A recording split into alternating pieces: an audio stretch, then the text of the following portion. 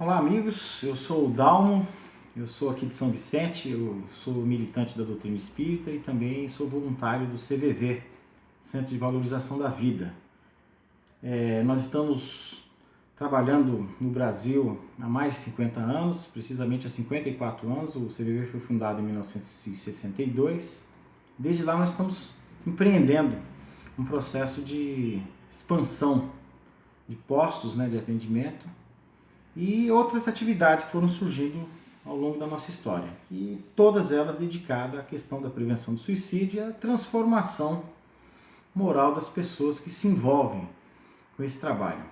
O CVV ele é produto de uma escola de aprendizes do Evangelho, uma escola espiritualista, uma escola espírita, uma escola que foi fundada na Federação Espírita de São Paulo, e a 7ª turma dessa escola, como todas as outras que se formavam, teve que se dedicar a um trabalho assistencial e eles acabaram fundando, por influência dos Samaritanos de Londres, o CVV em São Paulo. Então, o comandante Edgar Armon inspirou os dirigentes, os participantes dessa turma, e eles acabaram fundando esse trabalho que já era baseado em uma atividade que eles faziam, que era um trabalho de conversa fraterna. Eles saíam das aulas, e iam visitar a periferia de São Paulo, já naquela época, para conversar com as pessoas, saber como que as pessoas estavam vivendo, quais as dificuldades que eles tinham, enfim, visitar pessoas carentes e levar aquela conversa fraterna, sem a preocupação de doutrinar ninguém, sem a preocupação de fazer conversões religiosas, mas simplesmente estar ao lado das pessoas que viviam com mais dificuldade. Então esse trabalho de conversa fraterna foi uma espécie de base do CVV. Depois eles foram percebendo que, na verdade, isso seria muito útil, porque exatamente a principal atividade que se faz dentro do CVV é a conversa fraterna. É a capacidade que nós temos de ouvir o outro naquele momento que ele está com dificuldade, que ele está com problemas, que ele está envolvido em situações em que ele não consegue raciocinar, que ele não consegue agir de uma forma racional, e ele acaba optando pelo suicídio, às vezes por uma questão de fuga, ou então para se aliviar daquela dor intensa pela qual ele está passando. E, então essa é basicamente a origem do CVV. O primeiro posto que foi organizado aqui na Rua Abolição, em São Paulo, ele tinha essa função de atender pessoas que estão em desespero, atendia pelo telefone, atendia presencialmente, mas é basicamente um serviço de escuta. Esse que é o ponto-chave, que é isso que vai ajudar vocês aí que estão pretendendo fazer essa atividade. É um trabalho de escuta. A gente fala escuta como se fosse uma coisa muito simples, mas não é. Nós vivemos numa cultura onde as pessoas não têm o hábito de ouvir o outro.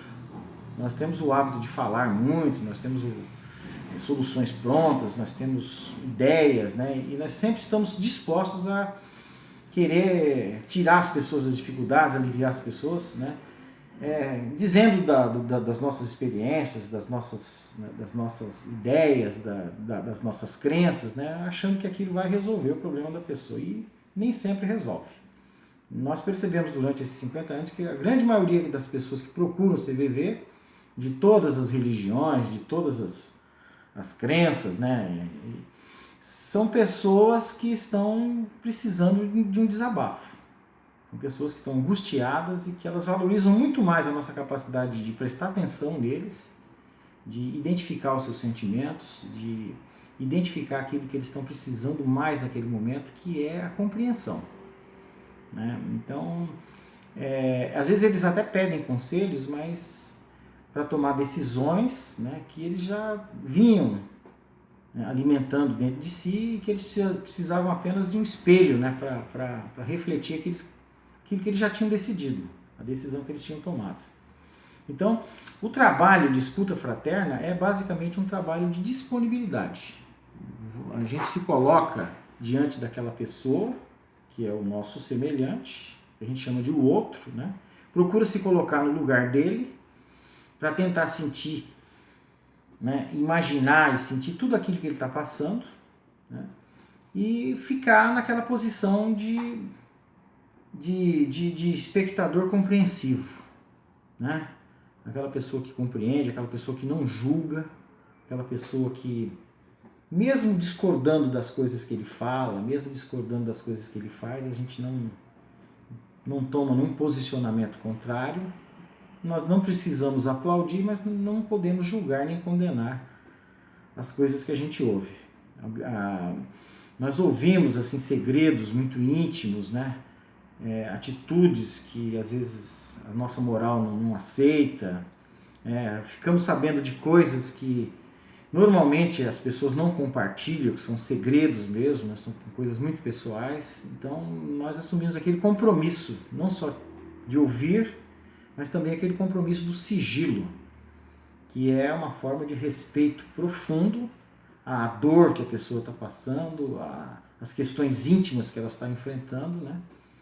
Que é a lealdade, né? Que é a questão da lealdade. Então, o Che Guevara, que era um reverendo da igreja anglicana, que fundou os Samaritanos em Londres, né? E os fundadores do CVV, eles sempre disseram que o melhor remédio contra o suicídio, contra o desespero, é a amizade. É você doar amizade, você ofertar o seu ombro, ofertar o seu ouvido, né? Para ouvir as queixas, né? As lamentações, as dores, as impressões, os desabafos, né? E as pessoas se sentem muito aliviadas, as pessoas ficam satisfeitas. Nós não estamos ali para resolver os problemas de ninguém, nós não somos profissionais, nós somos pessoas comuns, né? Cada um de nós tem uma profissão, cada um de nós tem as nossas atividades. Nós não nos posicionamos como resolvedores de problemas, nós nos posicionamos como pessoas que estão ali para oferecer um apoio moral, né? Uma ajuda emocional. Então esse é o tom de todo o trabalho de escuta fraterna. Nós procuramos não fazer nenhum tipo de doutrinação, nenhum tipo de proposta, né? De interpretação do problema da pessoa que está nos procurando do ponto de vista religioso, do ponto de vista filosófico, exatamente para que não haja um choque, né? Naquele momento de opiniões, de ideias, e que possa deixar a pessoa mais confusa, mais insegura. A nossa postura mesmo é uma postura assim, de caridade, uma postura de ouvir, né? De compreensão e de compaixão, sobretudo de compaixão, de respeito pela dor que ele está sentindo.